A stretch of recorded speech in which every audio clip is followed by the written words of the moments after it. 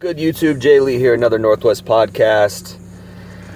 Let's talk about the book of Job. J-O-B. Spelled weird, spelled like job, but pronounced Job as in J-O-B-E.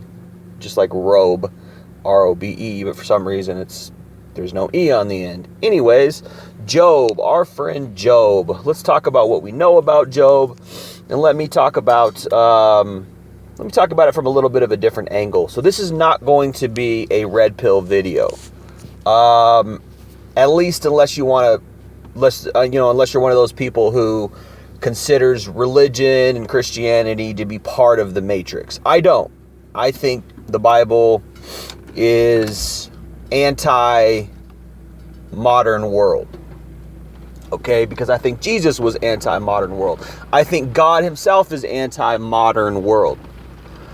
With that said, though, that doesn't mean that God and Jesus is like anti everything we talk about in the red pill. I don't think so, because I think that God created women the way that they are. And this is something that I've been mulling over and struggling with probably, for the last couple months. So, again, most of my content is red pilled, right? Red pill content. So, if you are one of my listeners and you want to hear some red pill stuff, this is probably not going to be it, because this is simply me critiquing the book of Job, okay? And probably God as well, and God as God as seen in the book of Job, right? All right, so with that said, let's talk about the book of Job. Okay, let's talk about the book of Job. If we're talking about the book of Job, we're probably going to really talk about the whole Bible, because the book of Job really is kind of a microcosm of the whole Bible, in a sense. For people who really don't understand the Bible, you're really not going to understand the book of Job. If you don't understand God's purpose, how he achieves that purpose, how he goes about doing things, then you're really not going to understand the book of Job. And the book of Job, with that said, the book of Job has been a very confusing book for a lot of people who read the Bible in general, and Bible scholars, even historically. Many Bible scholars have tried to figure, Job out. They've tried to understand why God allowed Job to suffer. They've tried to understand just what the hell was that all about, And I'm going to get into that. I'm going to talk about that. So, to understand the book of Job, you really have to understand the whole Bible. You have to understand God's purpose and his mode and his modus operandi, his means to fulfill that purpose. Now, there's a great verse. Of course, I didn't do any studying before I started talking about this. Of course, I didn't, write anything down or notes or anything, because that's just how I do often, unfortunately. But, for better or for worse, right? This is all just kind of off the cuff, as usual. But there's a verse, I think it's in I'm probably wrong, but I'll throw it out and say First or Second Thessalonians. It might be 2 Corinthians, not 100% sure. But I know Paul said this. He said, I'm pretty sure Paul said, I might be wrong on that too, but someone in the New Testament said, I'm pretty sure it's Paul, but he said, God has ordained that his children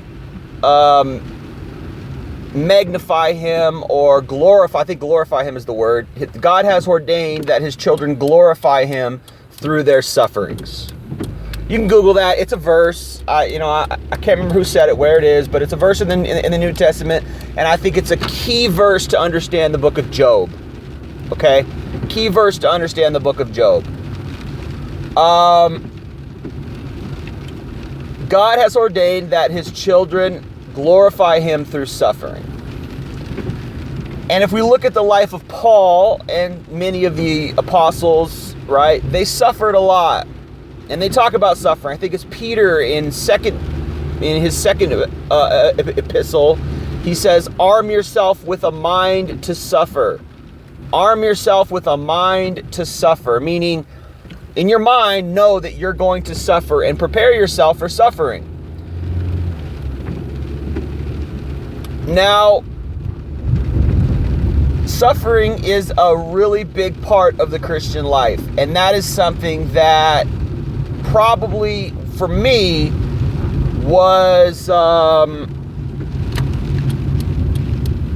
very difficult to affect. That was very difficult to swallow, right? It was something that was very difficult for me to sort of accept in my own Christian life, was that I'm going to suffer. And I thought that I went through different phases. I thought that God was going to take care of me. I thought that God was going to take care of all my needs, such as where am I going to work? What kind of career am I going to have?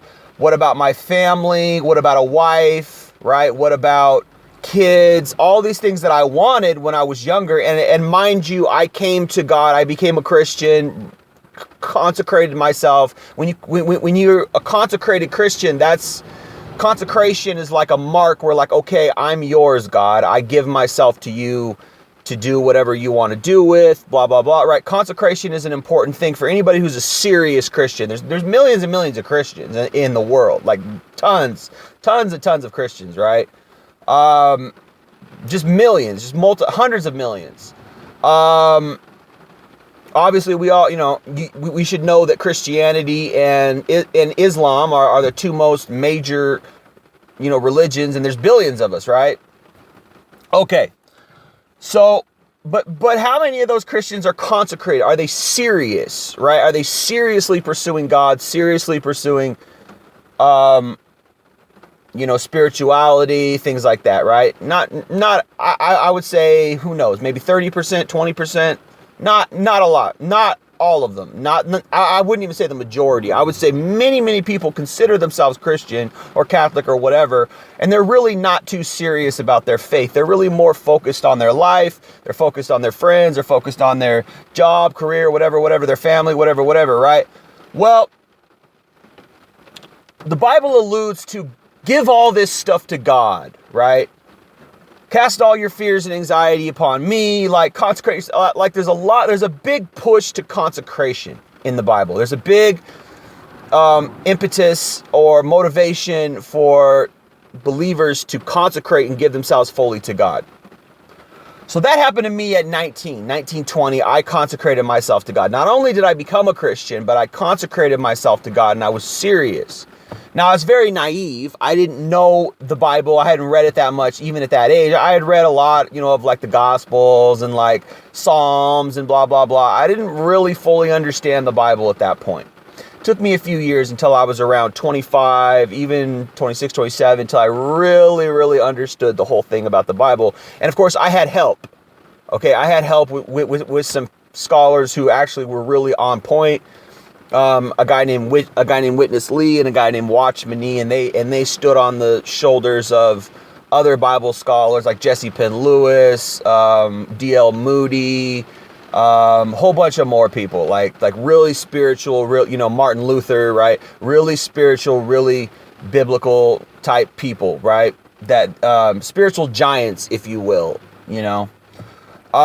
So now we're getting into more serious Christian talk, like serious Christian, not like your outward, this is my life church and this is my local denomination and we want to preach the gospel to everyone and make everyone happy with God. And no, we're getting into some serious waters here where like, okay, what's the Bible really about? What am I really doing? What do I really need to do in order to not only bring God back, but in this current world, all this kind of serious talk, right? Where, we're no longer just like, oh, I love God, haha, and he's so nice. Like, no, what does God really want? What does God, like seriously studying the Bible, seriously taking spirituality seriously, right? That's a different story, man, because how many people are really doing that out there? How many people are really buckling down and getting serious? I don't know. I don't know the percentage, but I would say, it's like how many Muslims are seriously going after jihad, Like, I mean, that's probably a really bad example because those are false equivalencies, not the same thing. But anyway, all right. So, and of course, there's two different kinds of jihad. I guess there's non-violent and there's the violent one or whatever. I'm not going to get into that. That's not my bag of choice or cup of tea. I'm a Christian, right? So we probably all believe in the same God. It's just different methods and modes to please him or do his will or whatever. So the Christian version of doing God's will is to consecrate yourself and to pray, and so people will get saved, and so people get born again, and people will accept Jesus, and that way we can fulfill God's purpose and God's plan. Right? You have to have, God requires salvation first. The Christian God requires salvation first, which is a belief that Jesus Christ is, and this is all in the Bible. This isn't anything I made up. I'm just, reiterating what's in the Bible and what Bible scholars talk about, right? So let's talk about, with all that said, that's my background to where I first got into Job. And when I first got into Job, I was actually suffering myself a lot. I got sick when I was 19. I couldn't work. I had mental breakdowns. I had depression. I had a sort of form of agoraphobia where I was afraid to go outside and meet people for about a year. And then I got over that. But my depression never really went away. I had fatigue and insomnia. My sleep schedule was all messed up. That stuff never really went away. But this all happened to me when I was 19. And so I was like, what the hell's going on with me? I can't work. I can't go to college. I keep having these breakdowns. What's going on with my health? What's going on with me? And so I prayed a lot. And it was a time for me to seek God a lot because I needed healing and things like that. And I needed hope. I was very depressed and very hopeless. And, I don't know if I'd say very totally hopeless, but I was going through a time in my life.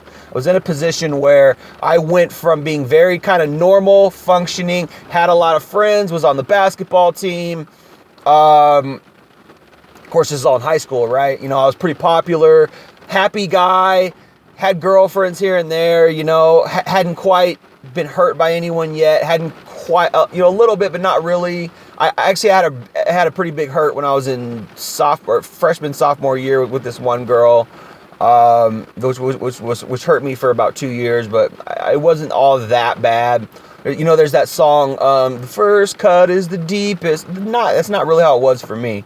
The first cut wasn't really the deepest for me. It hurt. I mean, it was unique. It was different, but it wasn't the deepest, or it wasn't the most painful. The cuts that I had after that with girls were a lot more painful. But I'm not talking about that. In general, I wasn't too bad off, right? I was poor. I came from a poor family. My parents were dysfunctional. But I was still doing all right. Like, I was going to school. I was still kind of happy. I had friends. I was on the basketball team. Wanted to play basketball in college. That was my goal. And then all of a sudden, I got sick my senior year. I got sick. I just, for some reason, I got real bad depression. And I couldn't function. And so I didn't graduate at that college, at that high school. On time. I had to I dropped. I didn't drop out. I actually switched schools. I moved to a different city because my brothers felt like I needed a different change of pace. They felt like I needed something different than what particularly my environment, right? So they switched me to a different environment, and eventually I got my GED diploma. And graduated high school. But after I graduated high school, I realized, hey, wait a minute, this illness that I had that caused me to switch schools and all this crap, and it didn't go away. And I was like, well, I'm 19, I graduated high school, what do? I want to go to college, I want to have a life, I want to meet a girl, I'm lonely, and all these things. 19, right? 19, 20. And so I was sick, and I needed hope, and I needed help. And like a lot of people do, they turn to God. And so I turned to God, and I started reading the Bible, and there was a lot of promises in there for me, or for anybody. If you follow me, I'm going to take care of you. This is what Jesus said. Don't worry about what you wear. Don't worry about your clothing. Don't worry about food and how you're going to get your next meal. Like, follow me. I'll take care of all these things. I'll take care of you, right? So I read that and I was like, wow, that gives me security. That gives me hope. That makes me feel like there's a higher power out there that's got my back, So I jumped onto it and I was just like, all right, cool. Let me sign up for this because I feel like I need help. I feel like I need God. I feel like a sinner. I feel dirty. I feel like I need some cleansing. I feel like I need to get washed in the blood, right? So I did, and I accepted Jesus, and there was this verse in Isaiah that said, though your sins may be as red as scarlet, come to me and I'll make them white as snow, or something like this. It's like Isaiah chapter 54 or something like that. And that was like the verse that really, really did it for me. I was like, I believe that God can wash my sins away. I believe that God can change me. I partied a lot. I was a partier, I did drugs. I took drugs every once in a while. I had bad friends who were like kind of gangster friends, right? And like, I felt weird being associated with them. I wasn't really doing anything heavy or hardcore. Like every once in a while, like I would party and drink and smoke weed or whatever. But like I didn't have any inner spiritual life. And so like those things made me feel bad and they weren't fulfilling and they hurt me, So when I came to God, it was like all of a sudden something inside me was like, hey, I feel cleansed. Hey, I feel washed. I feel different, and I felt different and I changed. And it was like, there's this verse in the Bible that says there's a, your heart will be as stone. I will take away your hard heart and I will replace it with a heart of flesh and a soft heart or something like that. Right. So basically it's like he changes you on the inside when you accept Jesus. It's a weird thing. It's like it alludes to a literal, not just metaphysical, but actually literal, I would say spiritual or soulical transformation when you accept Christ, when you accept Jesus. Though the Bible alludes to this. I mean, Christians out there know what I'm talking about, right? So I felt that. I felt like a new person. I felt different. I felt, of course, I grew a lot, in my mind and in my person. I changed a lot. No, not everybody changes. People grow and people become different. But there was still something within me that was like, wow, I have something of God within me, And that was like, that blew my mind for a couple of years in my early 20s. I was just like, wow, I can contact God. I can contain God. I can call on Jesus and call on his name and pray and then feel an infusion of spirit, of God's spirit, feel like literally tangibly feel something. I can pray and feel like God is actually doing something in my heart, doing something in my soul, right? Metaphysically, not just my mental mind or my emotions, but something deeper than that, right? So if you really understand the Bible, you should understand these things. You should understand these things are basics. Like that spiritual journey is a basic thing for a lot of people. But yet there are a lot of people out there, Christians, who really don't ever experience that. Some people call themselves Christians and they've never really had a conversion experience, let alone, maybe they've been baptized ritualistically, but have you been baptized after you had a real transactional, transitional experience, inner spiritual experience of accepting Christ and accepting God and consecrating your life? There's a difference. Those things, a lot of Christians have had those experiences and they're like, yes, it makes a difference. Yes, there is a difference between how I was before to when I really opened my heart and let Jesus in, right? So the reason why I say all that is because it's pertaining to Job, not only in my life, but it's also something that God wanted Job to go through. And this is where a lot of Christians don't understand the book of Job. They think that Job is like some kind of disciplinary, some kind of like test where God was testing Job. No, not really. Not really. Now, God did sort of brag a little bit to Satan, because if you read the book of Job, what happened was Satan went before God.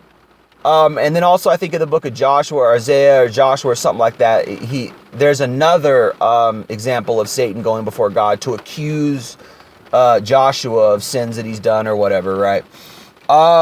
Actually, Satan didn't have much to accuse Job over.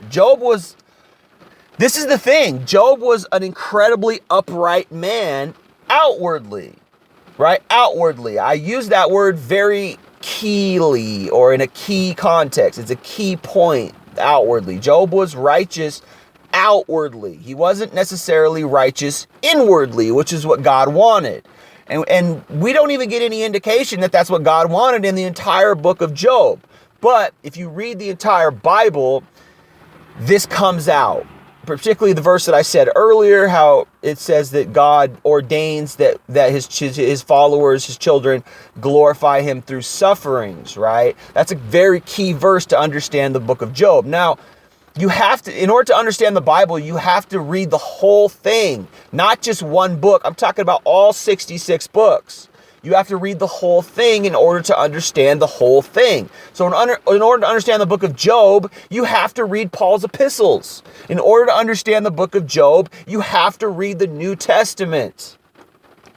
Okay?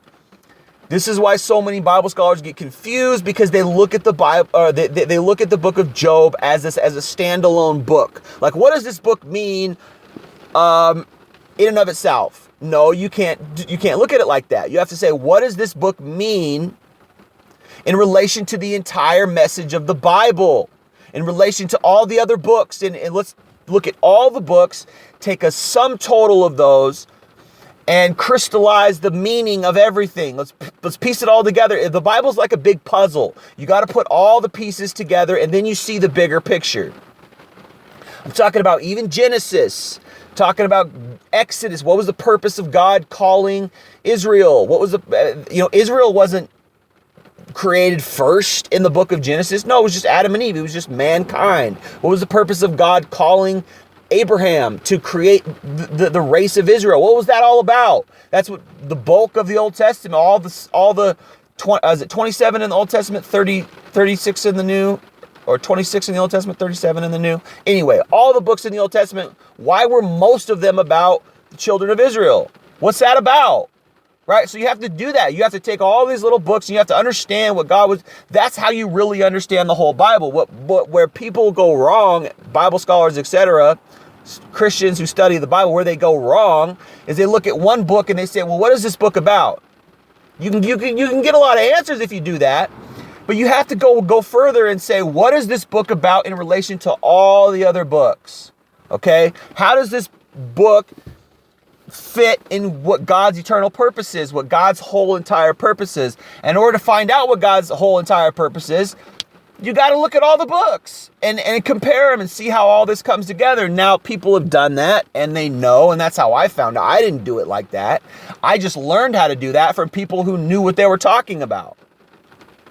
So yes, at a certain point, someone told me that's what you're supposed to do, and that's how I know that, because I read somebody who really knew what they were talking about, and that's what they did. So what is the purpose of the Bible? What is God's eternal purpose? What is the purpose set forth and laid forth in the book of Job? What is it? It's so that God can have an expression on the earth.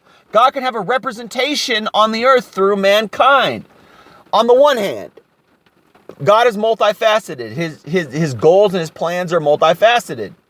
They're more than one function. There's more than one reason for why he did things. Now, on the one hand, it's so that God can have a representation. What does it say in the book of Genesis? It says that, what did God say to mankind in the book of Genesis? He said, go forth and multiply so that you may have dominion on the earth. What is dominion? Rulership, right? Dominion is rulership. So what is the point of mankind having dominion and rulership? Well, if you look at the verse where God says, let's create man in our image, with our likeness, and to be our representation on the earth. It's right there in Genesis. That's what he says. So man's having dominion or rulership over the earth is to represent God, is to represent God's being. We are God's representatives on earth. That's what it says right there in Genesis. Okay, with that said, it's also a book of love. It's also a love story. God constantly says he loves man. For God so loved the world that he gave his only begotten son, right? God loved us when we were yet sinners, right? We were sinners, and yet God loved us enough to give us his only begotten son, meaning as a sacrifice. He gave the world Jesus as a sacrifice. Christ died as a sacrifice. His death was a sacrificial death so that mankind could be redeemed. Christ coming to the earth, the purpose is all about redemption. What do we need to be redeemed from? Genesis chapter 3. That's what we need to be redeemed from. The fall. We got sin into us. Now, right there, I'm going to change pace. It kind of sounds like I'm being all positive about God. Right there, I'm going to switch it up and I'm going to be a little negative about God. Okay, so what happened in Genesis 3 was Satan came in, right? Satan came into, he literally came in physically into Adam and Eve, mankind, the mother and father of mankind, Adam and Eve, right? Through the tree of knowledge of good and evil, through that fruit. They ate that fruit and their eyes were opened and they became tainted with sin or whatever, right? Now, of course, there's something that confuses me there, which is that, he says in Genesis, of course, we all know, you should know that Moses wrote the book of Genesis. Moses said, writes, or God writes through Moses, whatever, that man's eyes were opened. Satan says, your eyes will be opened and you'll be like God, knowing good and evil. Well, how does God know good and evil? I don't understand that, because he's supposed to be righteous. So how does he know evil? That's a weird thing. Something that I'm confused right there. And if we are like God in that sense where we know good and evil, did God create us so that we wouldn't know good and evil? Does that mean he wanted to keep that part from us? That's only for him? I don't know. These are some questions that I don't understand that kind of throw a monkey wrench in the whole story of God wanting mankind to be pure and wanting us to represent him and wanting us to express him and all this kind of stuff. And the reason why I'm saying that, the reason why I'm telling you guys God's purpose is because you have to understand his purpose in order to understand Job. And particularly that verse where it says that God glorifies himself through our suffering. Well, that's why he wanted Job to suffer, so that Job could contain him more. That's it. That's all. It wasn't so Job could have a nice life. It wasn't so Job could be righteous and sort of make God proud, because he had already accomplished that at the very beginning of the book. As I said before, Satan has to go before God and petition God, as if he's petitioning to start building on a plot of land or something. Satan has to go petition God as if God is the government, and he's got to make a petition to get something done, right? So Satan has to go before God and ask God if he can harm us. So anything bad happens to us, God has ordained it. God has said it's okay, unless maybe because we have free will, unless we do something stupid ourselves, right? But if something that's kind of out of our control happens, or even then, I've read that God is behind it. Even our mistakes, God is behind, really. We think, oh, it's my fault, it's not God's fault. I've read, even our mistakes, God is behind. Even our mistakes. So every little thing, and there's that verse, Matthew 10:30, he all the hairs on our head are numbered. He knows all the hairs on our head. Not a hair on our head can fall without God okaying it. So everything that happens to us is ordained by God. Our environment is arranged by God. The people that we meet are arranged by God. Our physical health, what kind of foods we eat, all these things, much of it is arranged by God. Some of it, maybe we make our own mistakes. I don't know. It's weird because there's a line there that crosses, and it's like, are those our mistakes? Or did God ordain that? And that's, again, in Matthew 10:30, he says, all the hairs on your head are numbered. He knows it all. He knows what you're going to do. Right? It's all predestined in a way. Like, now, of course, some will argue and say, no, there's no such thing as predestination because we have free will, blah, blah, blah, right? Well, maybe. But, you know, from what I've read, it sure seems like God is behind most of the things that happen in our life. Which is a fucked up thing to think about. Really messed up thing to think about. Particularly when it comes to Job. Because again, our friend Job was blameless. He was totally righteous outwardly, right? So Satan came to him and came to God and was like, hey man, this guy's only good because you have blessed him. This guy's only thankful because you've given him everything. This guy's only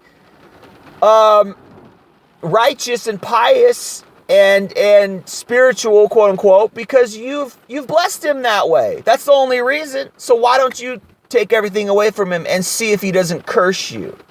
See if he still loves you. See if he still is pious and righteous. We'll see. Take everything away from him. And you want to know what? That's a good fucking point. That's a good point by the serpent, right? That's a good point. How many people in this world even today are really only righteous because they've been blessed? Are really only loving God because everything that they have is all on the up and up. Everything's all good. How many people are really thankful to God? You know, you see these celebrities like Lil Wayne and fucking Nelly and fucking, you know, these rappers who get Grammys of all things when after they, you know, 3 6 Mafia got a Grammy back in like 2012 or whenever the fuck, 2010, for like It's Hard Out Here for a Pimp, that song from that movie, whatever, right? It's like people thank him when things go good outwardly. But how many people thank him when shitty things happen, when their whole life is ruined, right?